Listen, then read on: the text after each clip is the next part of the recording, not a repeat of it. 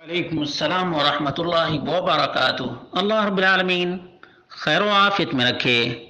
آپ کا سوال ہمارے سماج میں غیر مسلموں کے رسوم و رواج کا دخل جس قدر ہے اس کو واضح کرتا ہے۔ وہ یہ کہ جب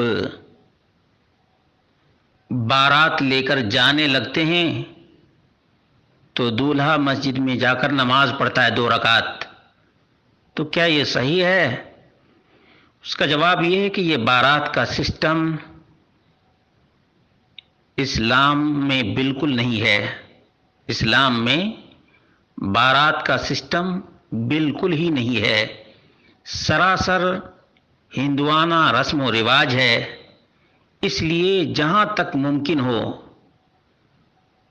اس کو ختم کرنے کی ہم اور مسلسل کوشش کرتے رہنا چاہیے تاکہ مسلمانوں کے یہاں سے بارات کا سسٹم ہی ختم ہو جائے۔ اور جہاں تک 2 رکعت کی بات ہے تو بالکل ہی یہ ثابت نہیں ہے۔ اللہ کے رسول صلی اللہ علیہ وسلم نے شادی کی، صحابہ کرام نے بھی شادیاں کی، لیکن نہ بارات لے گئے اور نہ ہی مسجد جا کر 2 رکعت ادا کیے۔ 5 وقتہ نمازوں کا اہتمام کرنا چاہیے، 5 وقتہ نمازوں کا۔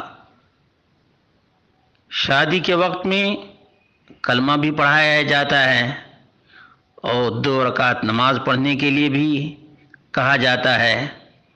اس کی کوئی اساس اور بنیاد نہیں ہے، بے اصل چیز ہے۔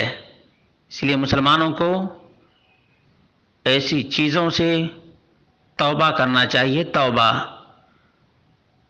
توفیق اللہ تبارک و تعالی ہی دینے والا ہے۔